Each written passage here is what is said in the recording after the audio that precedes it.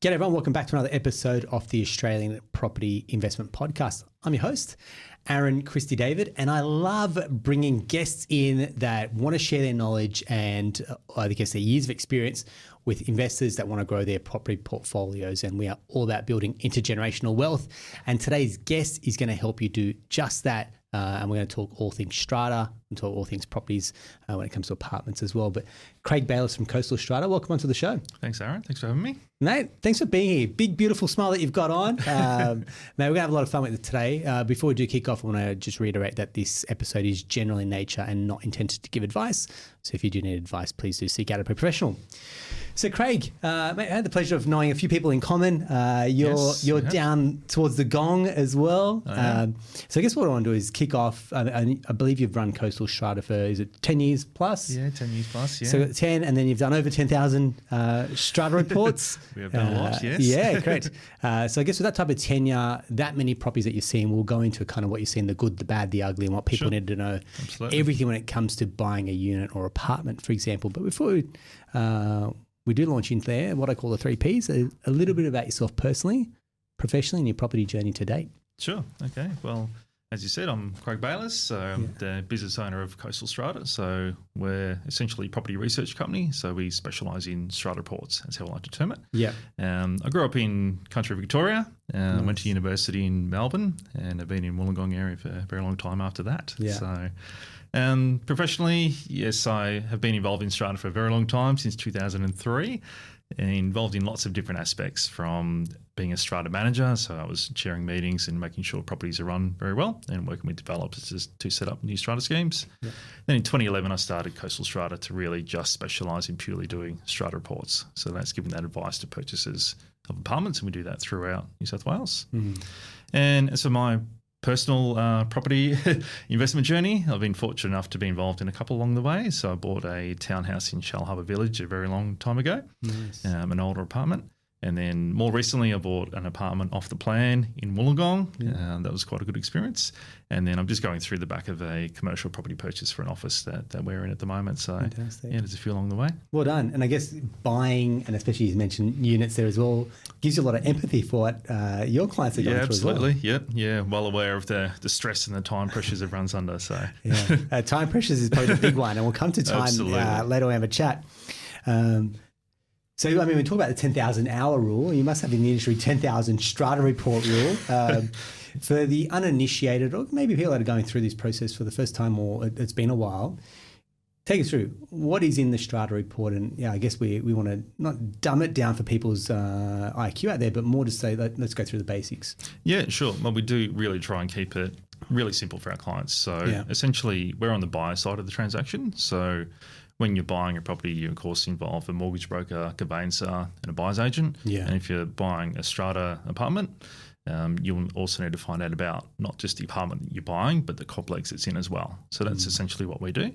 So we find out information about what's happening in the property. So really simply, we try and look at what's happening now, we forecast what's going to happen next, and then we explain that to our clients. If they're going to get involved in this property, they need to know these main points around financial and legal risk around what's happening with the property. Okay. So we really try and get that information and explain it succinctly to our clients so they can get across what's most important for them. Yeah. So when you get a read on what's going to happen in the future, are you relying on years' experience? Are you looking through what that, some of the environmental factors that related to that complex, for example? Yeah. How are you determining what goes in and what are risk factors to be aware of? Yeah, so I'm a licensed strata manager, and Kelly from my report team is as well. So we've got that experience in when we get access to all of the strata records. So sometimes that's thousands of documents and files. We know what's most important to filter in on. So we look at what have they spent money on, what are they planning to spend it on. So we get all that history from their meeting notices on financials, and then we look at the reports that properties have or should have. And that's like the Capital Works Fund plan to forecast what maintenance they should be doing. And then other reports like work health and safety. So there's lots of different data points that we look at, and then we try and interpret that to see where is this property situated with their money and repairs, and how is that going to play out later on. So beautiful. Because there's a few people that the conveyancer sit, I won't say behind the scenes, but back of house sometimes, for Yes, example. yep. And I say you guys almost fit the bill in that sense as well, right? Because most people go, oh yeah, finance, it's a necessity. The agent's a necessity, for example. I won't say people overlook it, but it's almost like, how do people reach out to you? Because is it a conveyancer that introduces you as part of the purchase, or how do people find you guys? Yeah. It's back of house is a good way to describe it because I mean that in the politest possible way. No, I don't mind that at all. Because if you haven't bought an apartment before, you don't know that you need to find out this information. Yeah. So if you've owned a house your whole life, you don't know that you can find out about the wider property that you're in. Some complexes are small and it's quite easy to see around and you can try and get an idea of the property yourself. But if you're buying inside a very large strata scheme, some of them are quite complex and they have lots of different strata plans inside there. They might have commercial, residential, and lots of different lots in there. So you need to find out about the larger property itself. So a lot of our work does come through conveyances. So the purchaser might be aware of this information they need to get when they're going through the open for inspection, looking at the property. It's not until they go further along the line in making an offer perhaps, or hopefully before cooling off period going in, that's when we commonly get involved and try and get our information to the purchasers. So the earlier we can get involved once somebody's found a property, the better, because you've got more options with our report. So if the sweet spot, I suppose, is when you have your offer accepted but you haven't signed the contract yet, because if you come back with our report, you've got that perhaps confidence that everything's okay and reassurance to go ahead. Or you might have some negotiating power if there's some issues there that we're pointing out, or you might pull out of the purchase. So depending on where you're along that line, the earlier the better. Yeah, I mean, timing is critical here because let's play this out. So you're looking at a property, you've gone on a weekend inspection, looked at a strata property, and then it's Monday morning, the agent's going to call you, or even over the weekend, there's negotiations happening. It's like, how quickly can someone go from where they are to trying to make an offer to getting their hands on a strata report, do you think? Yeah, well, once we're instructed, in most cases, it's 1 to 2 days for us to do that report. Okay. So we are pretty quick in what we do. Yeah. However, some strata managers take a little bit of time for us to get access to those records. So it can be longer than that for sure. So that's why we suggest that if you've got some interest in a property and interest in that you'd like to go ahead as much as you can, you're starting to, of course, find out as much as you can about that property to give you that reassurance along the way. So that's when you should start getting involved and ordering that strata report. So purchasers do call us directly, of course, and start ordering that rather than waiting for their conveyancer to instruct us. Okay. But it's also a good tip that just like when you're starting to get finance, you need to do it, start preparing yourself months in advance. It's also good to start becoming aware of strata well before that. So start to learn the general terminology and get in touch with us. We have lots of resources on our website about the general terms and knowledge that you need to know. So when you're ready to pull the trigger on the property, you're not still learning about when AGM's held and those little more general questions. We can get straight into the property-specific ones. Beautiful. And I guess, having done this for so much time and then having produced so many reports, let's go kind of under the hood and pop it and say, what are some of the red flags? What are some of the deal breakers? What are some of the deal makers, for example, and where some of maybe the grey areas that you've seen in the past? Yeah, definitely. Well, property's not perfect in any way. So in some cases, there's always an issue that's going to be important for somebody. But some of the biggest issues we see for sure are where there's mention or signs of any major defects coming up. So it's not all high-rises in Sydney. When you pitch a strata, we do reports all through New South Wales, so it can be just a duplex, but they can all have issues. So it can come down to, have they done routine maintenance? Are they doing preventive maintenance and getting everything organised? Are they raising enough money to do the work that they should? But then it's also, we look at things like the administrative fund, which is when you pay your levy, a portion goes towards like the running costs of the property. So it pays the insurance, the strata manager and lawns and gardens. Yeah. We are seeing that in some cases where the owners aren't raising enough of a levy, so that fund is going into deficit, meaning that they're spending more than they're receiving. Okay. So if we see that, that's a sign that your levies aren't high enough, so you're going to have to be paying, you should be paying more. And that's one portion. Then we look at the capital works fund, which is like the savings account for future maintenance. So we look at how's that tracking compared to the capital works fund plan, which is the preventive maintenance for the big ticket items like roof, waterproofing, painting, all of those big items. Are they raising enough money in there compared to where it should be? So I suppose a deal breaker would be property that is administrative fund deficit, so there's signs that the levies would have to go up, and the capital works fund where there's not enough money at all. And I was thinking about this before. I saw a property just yet, a couple of years ago. They had 1 cent in their account. So this is information that you just can't see it open for inspections. You really need someone to look at the information and interpret it and tell you why is it 1 cent and what's happened and what's going to happen later on, because you of course want to know that. Absolutely. It's it's like a bank balance for a household, right? You want to know there's enough liquidity there. Yeah, absolutely. For a rainy day if something was to happen. Strata gets kind of put itself really on the radar with some of the recent changes. I mean, we saw some of those unit blocks that, those sinkholes that came through at one point. Yep. Then there was the cladding issues that have come through as well. And then, from time to time, maybe an investor will bring it up going, Strata's a waste of money. It's a rip-off, for example. How are you having those conversations? Go, look, Strata isn't bad. It's a vehicle, and effectively, when you're co-buying these units, it's a cost of doing business. Yeah, definitely. So we do see cladding issues in some properties, and there was one just last week where we did a report for a client. They were buying a property in Sydney CBD. It's a 25-storey building, 400 units, and they've been issued with a fire order from the local council to replace non-compliant cladding on the facade and to an awning. It's significant. There's an $8 million special levy, so that's about $20,000, give or take, per unit. Wow. I think they had the meeting in about May of last year. First portion was due in June, and then the second $10,000 in December. So it's a short time frame to come up with $20,000. Who's got that money?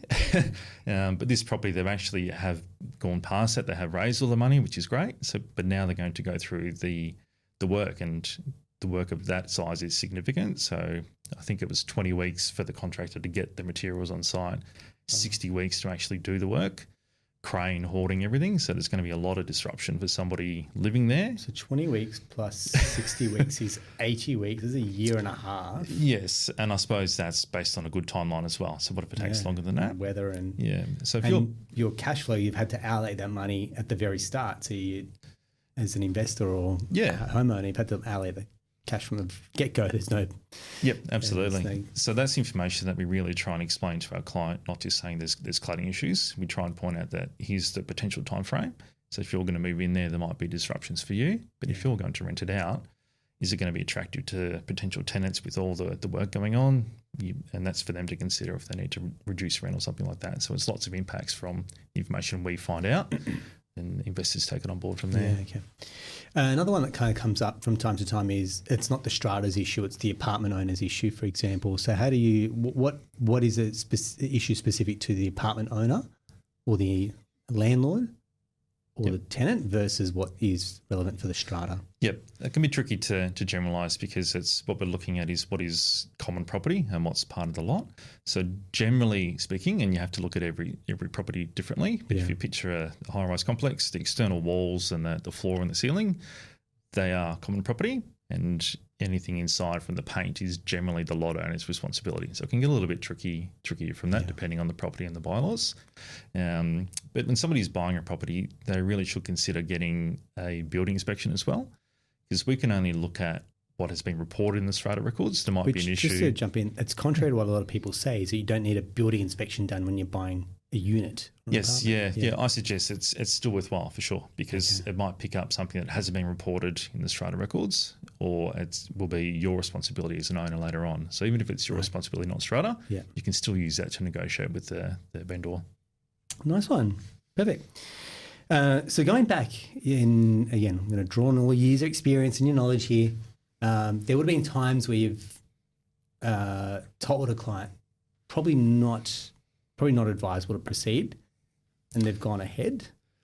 Yeah. Have you had a situation like that? Well, it's tricky because we can't get into that. It's probably a little bit different from a buyer's agent role, giving advice, but we really try and have that conversation with that cladding example to really give that advice saying, here's a significant issue and you'll need to decide what to do from there. So we can't give that advice saying buy or not buy. Yeah. We certainly ask that from time to time, but we can't give that personal advice. But definitely the reports that we really want to get across to that could be an issue are those ones where there's financial risk. If there's defects and it's not costed yet, meaning that we know there's a problem but we don't know who's going to pay for it and how much, they're the ones that it could be a big special levy or a non-event. But we need to get across to the purchaser that there's something happening here and you need to be aware of that in your decision. So What are some of the other blind spots that you've kind of picked up for other people when they're going through? Because obviously they're very excited. It is. So it doesn't matter if you buy an investment property or your own home. Yeah. Buying is still an emotional roller coaster, and the speed of negotiations is generally where it's won or lost. So to kind of come in at this point and go, hey, these are some things that you need to know about. You don't want to be a roadblock. You want to be an enabler. Yeah. And help with those decision making. But where do you come in and say, look, we need to draw a line and make sure that we're well, just last week in Wollongong, had a client buying a property. I think it's 25 units in a 7-story building, 2017. That's so relevant because this property has some defects, but our client engaged us. I think we got the instructions on Monday, so we'd already had signed a contract with the agent on the weekend, so he's in cooling off period. Came to us to find out what we can, doing a strata report, and we of course found there's defects. It's actually pretty significant because they're in this New South Wales government program called Project Intervene, which is a program run to try and compel developers to fix major defects. Okay. So that's a definition. So it means that if something happening, you'd want to be aware of that. So we passed that information back out to our client. He, of course, wasn't willing to take on that risk. So he was actually lucky, I believe, that he went back to the agent, said, I'm pulling out of the purchase, and he was going to ask for his 0.25% back as well. So I think that information we were able to find out and pass on quite quickly within that cooling off saved this client. He was very thankful that he could make his decision to pull out. Absolutely. I mean, we've had building and pest inspectors on before on previous episodes, and it's the small price to pay, but I think it's also that little time as well that really goes the distance to say even if it's a non-event, awesome. It's a bit like an insurance policy where it's paying for a bit of peace of mind. Absolutely, yeah. But in the odd event that something like this comes up, you've just dodged, I don't know how expensive that mistake would have been, but you've just dodged a massive bullet there as well. Absolutely. And the reports where there's not a lot happening in the property, that's fantastic. And sometimes it's giving that reassurance because there's a lot to think about buying a property, of course. So we're available to answer any general questions people have along the way. Yeah. And then they can really sort out if it's a good property or not from there. Nice one. From personal experience, I once renovated one of my properties, a unit. Oh, yes. And interesting experience because I just thought in I go and I'm going to rip out the floors and put wooden floorboards down and paint. Yep. And then suddenly it's like, what about the bylaws? And I thought, I don't even know what you're talking about, bylaws. And next minute on the phone to Strata, and these plans have just gone up in smoke. So take us through what's involved with renovating an apartment. What approvals do you need, and where do bylaws fit in? Yeah, I would say that's a fairly common approach, unfortunately, to jump in and do work before you get the approval. Putting the horse before the cart, right? So I think going back to, you need to look at what is common property. So I just had a client this morning saying they're buying a property that we did a report on. They'd like to put in hybrid timber flooring and renovate the kitchen, bathroom and laundry. So if you're doing renovations like that, there's some items for sure that are common property that you need permission from the group to alter, because essentially you're changing the common property. Like a bathroom example, to really drill it down, is if you're renovating a bathroom, you need to remove all the existing fittings and the waterproofing and the tiling. The waterproofing and the tiling on the floor, that's common property. So that's where you need permission from the group to do that. Yeah. Because the group wants to make sure that what you're doing is going to be done the right way, and you'll be responsible for that work later on. So that's essentially why you need permission from the group to do it. Yeah. If you're going to do a renovation like that, I think it's fairly unlikely that it's going to be knocked back if you're approaching it the right way. You probably start the process getting quotes from contractors to say, this is what I want to do, of course, to see if it's financial for you. Send it to your strata manager and they'll guide you on whether it's something that can be done under the existing bylaws. Some properties are a bit more friendly in that they have bylaws already that allow certain works like this. Other ones won't. So you'll need to actually get permission from the group. So that might be different levels of approval. It might be at a meeting in a bylaw or just at a meeting and documented. So I think definitely go at it the right way by getting the quotes, speaking to your strata manager saying, I want to do this, what do I need to do? And then go from there. Yeah. Definitely learn from experience on that. That's for sure. Airbnbs or short stay accommodation, that comes up from time to time. And does that differ by complex, or is there a generic state rule? Where does that come up? Some properties, a lot of investors that we have say great locations, down the beach, down the Gong, for example, Northern Beach has got a lot of clients, Airbnbs in Surrey Hills, Balmain. What do they need to know about? Yeah, some properties do have a bylaw, so the owners have changed the bylaw to put in restrictions around short-term letting. If that's the case, we really highlight that to our clients, saying, hey, could be important for you, there's short-term letting restrictions. But it does come down to the local council as well, so it's not kind of a blanket, it's more of a state policy, I believe, and the local councils. So you need to check the strata, but then also with your conveyancer, ask, are there any restrictions on the title for the property? Okay, beautiful. Thanks very much. The other one I've got is small complexes versus big ones. They would naturally, and you mentioned before, I think some even have commercial down the bottom, for example. So what are the distinct differences that you've got, like a small Art Deco building, say towards, King's Cross, some beautiful ones out there, versus some of the newer complexes that you get out towards, say, Waterloo or Zetland, versus the mixed use commercials that might get on a busy strip. Sure. How do they all differ and vary? Yeah, very different. Like a small complex, one of those Art Deco examples might only have a few units in there. You probably know most of your neighbours, or if you don't, you know who lives in the building. Yeah. And you can see most of the facilities that they probably don't have swimming pools and the lifts and huge communal areas. So generally the levies might be a little bit lower depending on where they're at, so they can maintain that. The larger complexes for sure can have facilities like lifts, gyms, the pools, all of those expensive items.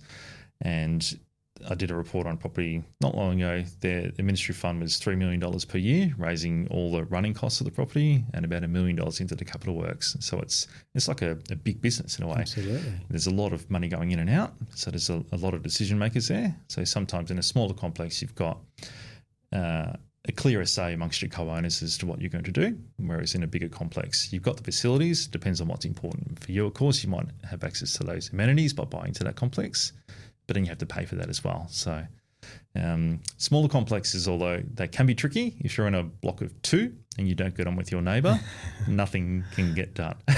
And we have seen that for sure. So you need to be aware of that too. Yeah.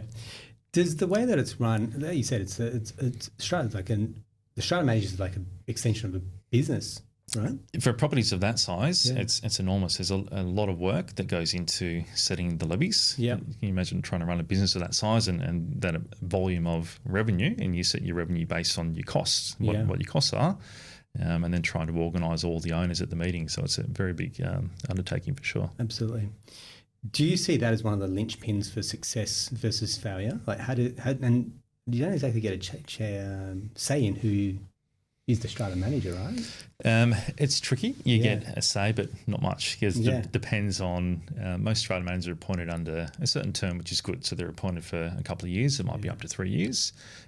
So you can have a say, but the best strata managers are the proactive ones for sure, that are actually getting on the front foot, pointing out things to owners, saying, you asked for these certain reports, what are we going to do about them, and keep really driving things. You might hear a lot that people say strata is very slow, that you have a meeting and you don't hear anything till the next meeting. That can happen for sure, but the best strata managers work with active owners. So if you're an investor buying into a property, get involved in your committee. And that's exactly what we tell every investor is. And you go to these meetings and you understand why, because they're making decisions based on what's good for everyone. So if you're not having a seat at the table, you're going to get hit with these levies, or it's going to come at a bit of a surprise for you, versus if you can have a seat at the table, you're going to be part of those decision making. Absolutely. And just sometimes just holding your strata manager accountable, just saying, where are we at with this? Do you need any help getting quotes, or just really driving things? Otherwise, things can drag on for longer than they need to. Yeah, okay. Perfect. So if you had parting words for someone that's looking to buy a strata property, what's kind of your parting words? Parting words, I would say definitely consider getting a strata report, even if you think that you can see everything around the property and you're okay with the information you've got. It's worthwhile getting an independent company such as ourselves to actually give you that insight as to what's really happening. I think that's the main thing to get across. Absolutely get all the information you can to try and make that informed decision. Beautiful. And I think the other one that I've picked up is the importance of getting a building report inspection. I think that's one thing that gets commonly overlooked, and there's people that are constantly given that advice, so you don't need that building report done, whereas I think based on your expertise, you're saying highly recommended. Yeah, absolutely. I think get as much information as you can so you've got that confidence to proceed or otherwise for sure. Wonderful. Hey, Craig, really appreciate you coming in, sharing your knowledge, your wisdom. Like I said, if you are thinking about buying a unit or apartment, this is definitely an episode that you want to check out. We'll include details to Coastal Strata and Craig and his team.